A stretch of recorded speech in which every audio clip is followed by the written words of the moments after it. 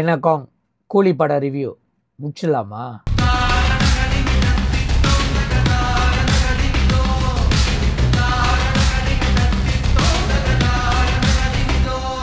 ஒருத்தர் 75 வயசுல 50 வருஷத்துக்கு முன்னாடி அவரோட முதல் படத்தை லான்ச் பண்ண அதே தேதியில 50 வருஷம் கழிச்சு ஒரு ஹிட்டான படத்தை ரிலீஸ் பண்றாருன்னா அவரோட வலிமை எந்த இடத்திற்கு பார்க்கணும். இதுக்கு பேர் தான் தொடர்ச்சியான வளர்ச்சின்னு சொல்ல முடியும். அவருக்கு அவ்வளோ படுதோல்வி இருந்தா கூட, இண்டஸ்ட்ரி விட்டுட்டு வெளியே போடுற ஒரு நிலைமை இருந்தா கூட, ஹெல்த் இஷ்யூ இருந்தா கூட அவர் விடாமுயற்சியாக ஸ்டில் நம்பர் 1 தக்க வைக்கிறதுக்காக என்னென்ன முயற்சி செஞ்சாரோ அது எல்லாமே அவருக்கு வெற்றியும் சாதகமாக தான் இருக்கு. இந்த ஒரு அழகான ஒரு சாப்டர் எல்லாரோட வாழ்க்கையிலும் பொருந்தும். பிஸ்னஸ் துறையில இருந்தாலும் சரி, ஸ்போர்ட்ஸ் துறையில இருந்தாலும் சரி, என்டர்டெயின்மெண்ட்ல இருந்தாலும் சரி, ஆக்டிங்ல இருந்தாலும் சரி, எப்பெல்லாம் கீழே குழுவுறோமோ அப்பெல்லாம் டபுளா எழுந்திருக்கிறதுக்கு முயற்சி பண்ணணும். இதுல இறை நம்பிக்கை கண்டிப்பாக இருக்கணும். தம் மேல வச்சிருக்கிற நம்பிக்கையும் அதிகமாக இருக்கணும். அப்பதான் இந்த சாதனை படைக்க முடியும். சூப்பர் ஸ்டார் என்ற ஒரு பட்டத்தை அடையறதுக்கு அவருக்கு உண்டான போராட்டமே வேற லெவல். ஆனா பலருக்கும் என்ன கேள்வினா, இந்த கிழவனுக்கு இது தேவையா? காலை கொடுத்துக்க முடியல, இதுல 20 பேர் அடிக்கிறாராம். அவரோட வயசு பாதியா இருக்கிற பிள்ளைங்களாம் அவருக்கு ஜோடியா. அவருக்கு ஜோடியாக இருந்த ஹீரோயின் முத கட்டத்துல குழந்தை நட்சத்திரமாக இருந்தாங்க. அதுக்கப்புறம் மனைவி ஸ்தானத்தை எடுத்தாங்க. அதுக்கப்புறம் தங்கச்சி ஆயிட்டாங்க. ஆனா இவர் மட்டும் ஹீரோவா ரிமைனா இருக்காரு. நினைக்கும் போது சில பேருக்கு வந்து வயிற்றுச்சலா தான் இருக்கும். இப்போ ஒரு வயசானவர் BMW இருந்து இறங்கும் போது பாடுறா கிழவனுக்கு வாழ்வுன்னு சொல்ல முடியுமா? ஏன் பொறாமப்பட்டுக்கிட்டு? அது எல்லாமே அவருக்கு ஓசியில கிடைக்கலையே. அதுக்குன்னு அவர் உழைப்பு போட்டாரு. அதுக்குன்னு அவர் ரிமைன் பண்ணாரு. அந்த பட்டத்தை தக்க வைக்கிறதுக்காக அவர் என்னென்ன செய்ய முடியுமோ அது எல்லாமே செஞ்சாரு. அது எல்லாமே டெடிகேஷனா செஞ்சாரு. அதே நேரத்தில் அவருக்கு ஜெனியூனான ஃபாலோவர்ஸும் வந்தாங்க, ஜெனியூனான ஃபேன் பேஸும் உருவாயிருக்கு. இது ஒரு புறம். கூலி படத்தோட ரிவ்யூக்கு வரும்போது பல பேர் பல ஒப்பீனியனை சொல்றாங்க. எனக்கு பொறுத்த வரைக்கும் கூலி படம் வாட்சபிள் மூவி தான். ஆனா இந்த ஒரு விஷயத்த ஒருத்தனை மட்டும் நான் தேடிக்கிட்டு இருக்கேன். அவன் தான் சொன்னான், நம்ம அமீர் கான் வரும்போது 2 கண்டெய்னர் இருந்துச்சுல, அந்த 2 கண்டெய்னர் எங்க உள்ளது தெரியுமா? கைதி படத்துல 2 கண்டெய்னர் மிஸ்ஸிங் சொன்னாங்களே, அதுதான். விக்ரம் படத்துல இந்த 2 கண்டெய்னர் எங்க போனுச்சுன்னு தெரியல சொன்னாங்களே, அதுதான். அது 2 தான் அமீர் கான் வச்சிருக்காரு. அதனாலதான் அமீர் கான் வந்து பெரிய மண்டை. டாஸ் அண்ட் கோலியும் அவர் தான் இருக்காரு. இப்போ இது எல்லாமே எல்சியூக்குள்ள வந்துருச்சா? மாஸ்டர் கொஞ்சம் இழுத்துட்டாங்க, லியோ கொஞ்சம் இழுத்துட்டாங்க, விக்ரம் கொஞ்சம் இழுத்துட்டாங்க, கைதி கொஞ்சம் இழுத்துறாங்க. 100% இது எல்சியூ தான் சொல்லிட்டு இவங்க ஓவரா ஹைப் பண்ணி கொடுக்கும் போது அதை நம்பிட்டு பல பேர் அந்த ரிவ்யூஸ் எடுத்துட்டு போய் படத்தை பார்த்தாங்க. பார்த்தீங்களா, அங்கதான் ஏமாற்றம். ஆனா இந்த கூலி இது ஸ்டாண்டர்லோன் படமும் இல்லை, இது எல்சியூ படமும் இல்லை.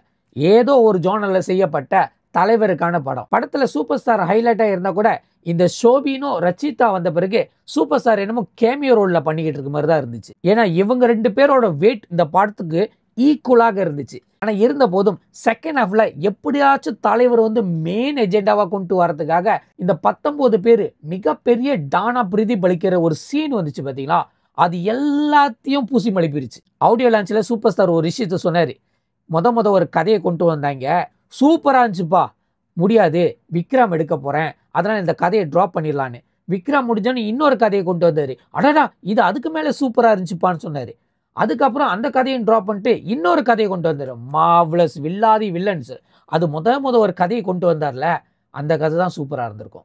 மெத்தது எல்லாமே வந்து ஓவர் குக்கா தான் இருக்கு. இந்த படத்தை முழுக்க தலைவர் முதுகுல வச்சு நீங்க தான் மலைமேட்டில் ஏற்றி போய் சேர்க்கணும்னு சொல்ற மாதிரி ஒரு சாப்டர் உருவாக்கிட்டாங்க. ஆனா எப்படி பார்த்தாலும் இந்த படம் இந்த அளவுக்கு ரிவ்யூஸ் வாங்குறதுக்கு தலைவர் காரணமே கிடையாது. கொஞ்ச நேரம் தளபதியோட ரெஃபரன்ஸ் இருக்கு, கொஞ்ச நேரத்துக்கு பாஷாவோட ரெஃபரன்ஸ் இருக்கு, கொஞ்ச நேரத்துக்கு பழைய படத்தை கூலியோட ரெஃபரன்ஸ் இருக்கு. இது எல்லாமே கம்பைன் பண்ணும்போது இது ஒரு மிக்ஸ் ரிவ்யூவா இருக்கிற வாசி மக்களுக்கு எந்த இடத்துல தலைவரை பார்க்கணும்னு தெரியல. ஏன்னா இந்த படத்துல முழுக்க தலைவர் வந்து ஒரு டான் கிடையாது, ஒரு டர்க் கிடையாது, ஒரு ரவுடி கிடையாது. இவர் முழுக்க ஒரு ரிபேலியன். இவர் வேலை செஞ்ச காலத்துல அவரோட வேலை செய்யற கூலிகளுக்கு ரிபேலியன் பண்ணி நிறைய விஷயத்த வாங்கி கொடுக்கணும்னு ஆசைப்பட்டாரு. அதுல சத்யராஜும் இருந்தாரு. இவங்க 2 பேர் தலைமையில தான் இந்த ஒரு விஷயம் நடந்துக்கிடுச்சு. ஆனா சத்யராஜ் வந்து அமைதியாக போராடலாம்னு சொல்லியிருக்காரு. ஆனா தலைவருக்கு வந்து ஒரு மாற்று கருத்து இருந்துச்சு, இவங்களுக்கெல்லாம் அடி கொடுத்தாதான் சரிப்பட்டு வருவாங்கன்னு. இப்போ இந்த இடத்துல வந்து ஒரு ரிபேலியன், கம்யூனிசம், மார்க்சிசம் இதெல்லாம் வருது பாத்தீங்களா, அந்த ஒரு சப்ஜெக்டை எந்த இடத்துலயும் இறக்க கிடையாது. இந்த ஒரு கான்செப்டை ChatGPT போட்டு ஒரு 20 தடவை அலசணுமா ஒரு நல்ல கதையை அதையே எழுதி கொடுத்துரும், இன்க்ளூடிங் டயலாகோட. பாகுபலியில கூட சத்யராஜ்க்கு அவ்வளோ பெர்ஃபார்மன்ஸ் கிடைச்சியா? ஆனா இந்த இடத்துல வந்து அவரை சாவடிக்கிறதுலே ஒரு குறிக்கோளா வச்சிருக்கீங்க. உலகத்துல யாரும் யோசிக்க முடியாத ஒரு கான்செப்ட் என்னன்னா, இந்த எலக்ட்ரிக் சேர். ரோட்டில் கிடக்கிற நாயோ குரங்கோ இறந்து போன பிறகு அதை வச்சு இப்படி பஸ்மமாக்கிறதுக்காக இந்த எலக்ட்ரிக் சேர் கண்டுபிடிச்சது. ஒரு மனுஷனை வச்சு கூட பஸ்மமாக்க முடியும் சொல்ற ஒரு கான்செப்ட். தான் என்ன கடத்துறான், எதுக்கு கடத்துறான், யாருக்காக கடத்துறான்னு தெரியாத ஒரு ஆடியன்ஸ்க்கு அவ்வளோ பெரிய டான் கொன்னவனை எரிக்க தெரியல, புதைக்க தெரியல. அவ்வளோ கன்ஃபியூஸ் ஸ்டேட்லேயே வச்சிருக்காங்க. இதே லோகேஷ் தான்யா சாவ கிடக்கிற 20 போலீஸ்காரனை காமாட்சி லோரியில் ஏற்றிட்டு ஒரு டே பூரா டிராவல் பண்ணுற ஒரு படத்தை எடுத்தவர். இப்படி ஒரு எலக்ட்ரிக் சேரை கொடுத்து இந்த படத்துல தலைவருக்கு திருப்பு முனைக்கு திருப்பு முனை, அவரோட கேரக்டர்ல இன்னொரு திருப்பு முனை, அதோட சேர்த்து இன்னும் குட்டி திருப்பு முனை. இந்த போன் அடிச்சுட்டு யார் உன் கூலி நம்பர் சொல்றாங்களோ அவங்க தான் உங்களோட குழந்தை, அவங்க தான் உங்களோட பிள்ளை. இந்த திருப்பு முனையை அப்படியே தூக்கி உபேந்திரா ரூம்ல வச்சிருந்தா கூட அந்த சப்ஜெக்டே வேற மாதிரி ஆயிருக்கும். சூப்பர் ஸ்டார் நல்ல ஒரு டேட்டை கொடுத்துட்டாரு. அவருக்கு ஒரு நல்ல ஸ்டாரி லைன்.